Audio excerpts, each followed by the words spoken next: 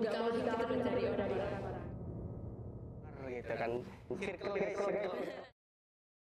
Halo teman-teman, selamat datang di Pobia Podcast Pipa. Nah, gimana nih kabar kalian semua? Semoga kalian tetap baik-baik saja dan diberi lindungan oleh Sang Kuasa gitu kan.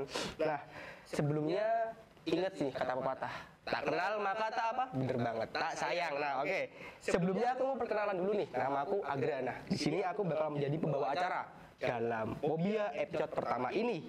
Nah, pada episode Pobia perdana ini, kita akan mengambil judul dengan fokuslah menjadi produktif, bukan sekedar sibuk saja. Nah, kalau gitu langsung aja nih, kita sambut narasumber kita, yaitu Sheryl. Halo Sheryl. Oke, nah, mungkin kamu bisa perkenalan dulu biar teman-teman tahu gitu loh, kamu itu siapa gitu. Oke, kenalin, nama aku Sheryl Aura Putri dari 10 IPS 1. Alhamdulillah hari ini bisa hadir di sini. Senang banget nih. Oh, seneng banget. Siapa yang ngajak kamu datang sini gitu? Wah, Naswa sih, jelas. Oke, siap. Ada tuh teman kelasmu atau Teman kelas, teman kelas. Bisa pas gitu ya, anak kelasnya diajakin gitu. Jadi kita tuh harus memanfaatkan relasi gitu kan, biar kita tuh bisa memperlancar semua masalah kita gitu kan. Betul. Oke. Nah, di sini aku mau tanya nih tentang ya seputar PAT nih. Karena kita bentar lagi mau PAT ya. Iya. Sekarang hari apa sih? Sekarang Rabu. Dah. Jadi besok sini ada PAT itu. Waduh, mungkin dari teman-teman nih banyak yang kayak bingung, aduh gimana PAT? Apalagi kan besok pakai kertas ya kan, nggak kayak kemarin lagi pakai HP. Waduh, Ya. panik. Jadi tidak bisa lagi yang namanya buka ini itulah gitu kan, nggak bisa kerjasama lagi. Nah, aku mau nanya nih tentang kamu kan, tentang PAT dan ya kesibukan PAT lah gitu kan. Ya, yang pertama nih, kamu tuh di SMA 10 ini kira-kira ikut organisasi atau event gitu nggak sih? Kebetulan di sini di kelas 10 aku ikut organisasi Rohis, terus aku ikut juga beberapa event kayak Selaras, terus sama Sebar juga. Jadi ya lumayan sibuk gitulah. Oke, Rohis itu Rohani Islam. Iya. Kamu jadi apanya gitu di Rohisnya itu? Di Rohis, alhamdulillah aku diamanahin jadi koordinator di divisi HRD. HRD? Iya. HRD itu berarti kayak human apa sih? Aku lupa ya. Kayak yang kayak berhubungan dengan penerimaan orang gitu nggak sih? Iya. Nah, ya itulah. Gimana? Di Rohis seru? Wah, seru banget sih, parah. Seru banget ya. Ya, teman-temannya gimana terus kerjaannya? Iya. Lumayan sibuk nggak Rohis itu kira-kira? Wah, sibuk banget sih, apalagi kalau event-event udah mulai masuk, jadi ya banyak ikut juga. Iya, event ya. Iya. Event tadi apa? Kedua itu? Ada Selaras sama Sebar juga. Selaras sama Sebar. Event kalau boleh tahu itu event apa ya? Kalau Sebar itu 10 berkah Ramadan. Itu Sebar tuh kemarin itu ada beberapa program yang dilakuin di pas puasa bulan Ramadan. Iya. Tuh, kayak infak, zakat, takjil dan lain-lain. Banyak sih, seru banget. Oke. Terus satunya tadi apa? Selaras. Iya. Iya. Apa itu Selaras? Selaras itu 10 lomba remaja soleh. Jadi nanti insya Allah ini bakal dilaksanain bulan Agustus. Nanti pesertanya itu dari anak-anak SMP. Dan kita ngasih lomba-lomba gitu kayak MHQ, MTTQ, dan masih banyak lainnya ya. SMP berarti. Itu se-Jogja apa? DIY? Se-Jogja. Oh, Jogja. Oh, kira DIY ya, Mas. Di Indonesia kan bisa aja gitu. Waduh, Siapa boleh. tahu ada. Coming soon ya. Ya, amin saja gitu. Nah, aku mau tanya juga nih, gitu kan. Kamu kan tadi banyak nih organisasi, kesibukan lain gitu kan. Iya. Nah, kita kan sebagai pelajar tuh harus tetap nomor satunya apa? Belajar. Berdebat. Itu kamu ada cara nggak sih untuk biar gimana cara belajar kita biar efektif gitu? Kalau efektifnya sih setiap orang pasti punya cara sendiri-sendiri ya. Kalau misal lagi ketinggalan pelajaran gitu, aku selalu usaha sendiri di rumah kayak coba hari ini tuh aku ketinggalan bab apa, terus coba di latihan soal atau baca-baca aja gitu. Terus misal nih kita besok ada acara jadi nggak bisa ikut pelajaran di kelas, kita pelajarin juga, pokoknya kita tuh nggak boleh ketinggalan. Sebenarnya itu juga apa ya, tergantung kamunya juga serajin apa gitu loh. Itu sebenarnya easy aja sih kalau. Easy aja, oke, siap. Easy aja sih, oke. Boleh tahu kamu IPA atau IPS? IPS tuh karena tuh banyak kan presentasi ya, karena kurikulum merdeka. Oh ini belum kurikulum merdeka. Belum? Masih kan? Udah sih. Belum ya. Oh belum? Belum, nanti ada di kelas. Nggak tahu sih. Ya udah deh, ya udah. Yang penting, tapi tuh sekarang tuh emang banyak presentasi kan sebenarnya tuh. Kita kayak maju ke depan ngomong materi ya walaupun kita cuma baca kan. Tapi itu kamu kira-kira ada tips nggak sih kan presentasi itu kan kita sebenarnya tuh inti dari presentasi itu kita harus memahami apa yang kita sampaikan gitu kan. Tapi kan sekarang tuh kayak ya contohnya kelasku lah, aku juga kayak gini kan, kayak presentasi cuma sekedar ngomong doang, angin lewat, materi nggak diresapi gitu. Ya itu kira-kira kamu ada tips nggak kayak biar kita tuh ngomong ke audiensnya, tapi kita juga masuk ke materinya ke otak kita gitu. Gimana? Kamu ada tips nggak kira-kira? Yang pertama itu pastinya tuh kamu harus berkontribusi gitu. Kalau kamu udah coba cari-cari referensi atau sumber, pastinya kamu tuh paham karena kamu tuh baca gitu loh ya kan. Iya, baca. Nah kalau kamu udah paham, nanti pasti kamu bisa jelasinnya lebih gampang.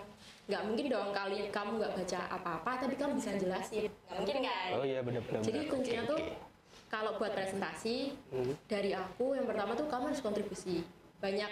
Kayak misalnya ada tugas apa ya, sejarah gitu, bikin artikel gitu ya, misalnya itu kamu harus banyak kontribusi, banyak nulis-nulisnya, ngambil bagian gitu loh. Nah jadi waktu misal ditanya ini tentang bab ini, oh aku kemarin ngerjain yang bagian ini, oh jadi aku bisa jelasin gitu. Terus yang kedua kan kalau di IPS pasti banyak istilah-istilah yang susah kan ya. Iya. Nah itu tuh coba kamu cari dulu sebelum presentasi, dicari pengertiannya apa, ini maksudnya apa gitu. Jadi waktu menjelasin kamu juga nggak belibet dan kalau ada yang nanya kamu bisa langsung jawab gitu sih. Oke. Tipsnya mungkin bisa teman-teman terapin ya, biar karena juga mendapatkan nilai plus gitu dari presentasi, nggak cuma dapat nilai dari guru aja, tapi dapat nilai buat kalian juga gitu kan. Oke. Nah mungkin aku mau lanjut nih ke pertanyaan selanjutnya gitu kan. Nah kita kan lagi mau PAT kan atau penilaian akhir tahun. Nah itu kan kamu tadi ada beberapa event terus organisasi. Nah itu kamu kira-kira gimana sih cara bagi waktunya gitu loh? Seperti yang aku bilang tadi tuh, kalau ngebagi waktu tiap orang pasti beda-beda ya. Karena kesibukan beda, kesehatan juga beda. Cuma sebelum join organisasi, aku tuh udah komitmen gitu loh sama diri aku sendiri, kayak organisasi itu cuma sampingan, akademik itu yang utama. Karena nanti setelah kita kelas 12 pasti kan kuliah. Yang dipakai nilai apa? Akademik kan? Bukan seaktif apa di organisasi. Oh iya benar. Jadi organisasi itu cuma buat pengalaman aja. Kalau buat pembagian waktunya sih, aku selalu ngerjain tugas yang dikasih, ketika itu juga biar nggak numpuk. Gitu aja sih. Ngeri banget ya, langsung dikerjain gitu. Langsung. Harus itu teman-teman ya, dikerjain sat-sat. Dia nggak nunda-nunda. Gitu kan. Jadi aku lagi aplik nih ya, maaf ya. Karena emang ya tidak bisa diduga ya kesehatan, dan juga dibilang seril, kesehatan tidak bisa diduga gitu kan. Oke, kita masuk ke pertanyaan selanjutnya nih. Nah aku mau nanya juga nih, kan kita tuh mesti sebagai manusia nih ya, manusia tuh jujur aku juga itu kan mesti ada yang namanya rasa males. Rasa males itu ya rasa natural, rasa alami lah dari diri kita gitu loh. Apalagi kan kita sekarang sebagai pelajar ya kan, belajar tuh mesti kita ada rasa aduh kayak males banget nih pelajarannya, kayak nggak suka gitu, cuman harus belajar nih bisa PAT gitu. Nah kira-kira kamu ada nggak sih biar kita tuh nggak males-malesan, kayak caranya gitu gimana biar nggak males-malesan gitu? Kalau males sih di sekolah kadang aku sering ya. Maksudnya tuh setiap orang tuh punya tipe belajar yang beda-beda. Kadang ada orang yang belajar di sekolah itu tuh nggak nyaman. Jadi dia bakal belajar di rumah. Belajar di rumah dia itu nanti dipelajari pelajarannya. Terus nanti pas di sekolah dia tuh bisa tinggal tidur gitu loh. Pernah ngerasain gitu kan? Oh iya pernah. Atau ada juga yang emang belajar di sekolah tapi di rumah nggak belajar. Itu tipe aku sih. Nah, kalau di rumah tuh mesti bawaannya tuh malas gitu loh, kayak lihat kasur, waduh tidur gitu, tahu-tahu waduh udah pagi lagi nih ya sekolah gitu kan. Kebablasan ya. Ya jadi sekolah tuh itu ya guys, ada dua tipe orang gitu. Kalian yang mana sih, komen ya kalau mau. Oke, let's go. Oke, kita masuk ini kayak udah mulai, kamu harus berpikir ini pertanyaan. Ini tentang motivasi nih. Nah, kira-kira kamu tuh ada nggak sih kayak motivasi atau dorongan yang bisa bikin kamu semangat belajar, kayak aku tuh harus jadi ini, jadi mungkin harus ada yang aku lebih dari ini gitu. Dari teman-teman banget, aku tuh orangnya nggak mau dikalahin gitu loh dari orang-orang. Aku juga nggak mau ketinggalan. Jadi kalau bisa, aku tuh di atas semuanya gitulah. Kayak diusahakan gitu. Kompetitif sekali ya gitu ya. Ini untuk teman-teman kelas Sheryl nih berarti udah ketahuan ya Enggak sifatnya gitu, ya. ya. Iya emang nggak mau kalah ya Persaingan persaingannya. Persaingan sehat. Emang dia ngeri nih, harus hati-hati nih kalau kalian mau nyari ranking, wah harus waspada aja dia. Harus diinceng gitu kan, kalau kata orang diinceng kan. Oke. Lagi boleh ya? Apa? Boleh. Yang kedua itu kalau motivasi itu aku ada satu kalimat yang kamu lakukan sekarang itu akan berpengaruh untuk masa depan kalian. Jadi semisal nih kamu lagi main HP, coba kamu pikir main HP sekarang itu kira-kira nanti berpengaruh nggak buat masa depan kalian?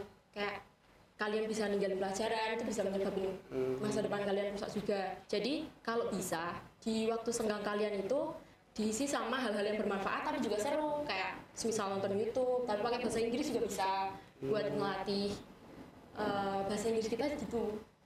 Iya oke, bener juga sih. Keren juga ya kalimatnya. Jadi belajar tuh nggak perlu yang apa sih kayak serius-serius banget gitu loh. Dari mana aja kita bisa. Iya, apalagi sekarang kan zaman modern ya. HP itu semuanya ada gitu di HP itu ada pelajaran, viral ada gitu kan. Bisa lah kita tuh belajar dari mana aja sekarang ya kan guys ya. Oke, ini kamu kalau mau minum boleh loh. Kamu juga kalau mau kamu minum dulu ya. Iya. Haus banget nih aku. Aduh dulu.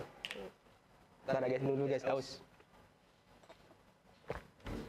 Oke, nah kita masuk nih ke pertanyaan selanjutnya nih. Oke, kita kan namanya kelas ya. Kita kan belajar di kelas itu kan. Di kelas itu kita juga harus menghadapi orang-orang yang berbeda kayak keterbelakangan. Itu bukan yang apa-apa gitu kayak sifatnya itu kan ada orang yang terus belajar gitu, terus juga ada orang yang kayak bawaannya tuh santai gitu ya. Main game terus di kelas nggak berarti orang pelajaran berisik gitu kan, apalagi terus yang main game lah dengerin musik atau apalah. Nah itu kan istilahnya itu kayak ujian kita lah di kelas gitu kan.